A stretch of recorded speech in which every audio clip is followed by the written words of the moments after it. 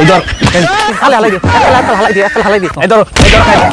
আমি তো গুরুগার জ্বালায় কোন শান্তিতে বওয়া যায় না ওই মোর বাইর ফোট আছে না যেমে যামু হেমে যাই বই পড়বে যেমে যাম হেমে এই মাসের মধ্যে আর বিয়েটা করান লাগবে ঠিক আছে হ্যাঁ মাইটি একটু দেখিস তো কই উত্তরকান্দা মাইটি আছে ওয়ালাইকুম আসসালাম আই বড়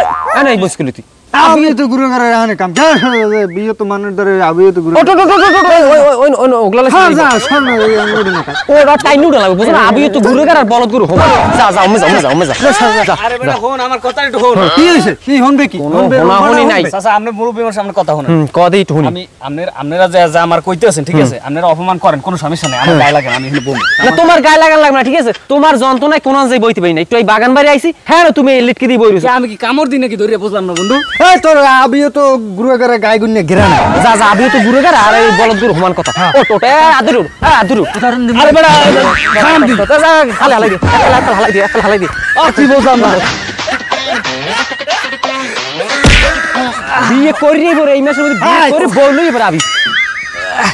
বিয়া করবো আনে আর তোমাকে জন্মের দাওয়াত খাও মানে তোমরা টেনশন করিও না খাও মানে হ্যাঁ জলার খাও মানে চিন্তা করিও না মাউ করবো মাঝে না মাংস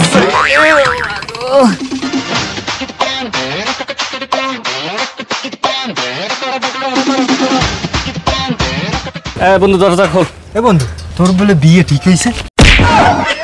এই ধর এই কাট বিয়া আইলাইস নাইলে নিজের বাল নিজে ফালাইস বিয়া আমার আইতে আছে এটা কোনো কাম হইলে তোর দাওয়াত লাগবে না এরকম দাওয়াত কিলে মোর মাজা করো মাংস এরকম দাওয়াত দেয় মাংস হ্যাঁ বহুত মাজা কমো শেষ বিয়েটা যা আলহামদুলিল্লাহ বাইর পর বিয়ের সাথে ঠিক হইছে খাওয়া মন সামনের দিকে আগে যাইছে এই থামো এই ধরো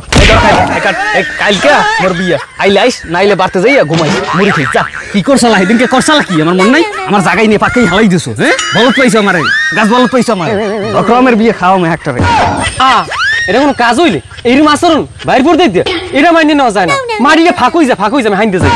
আমার কপাল কাটো মানুষের কপাল পাশে পাক্কা মারে বাইর পড়ে হাও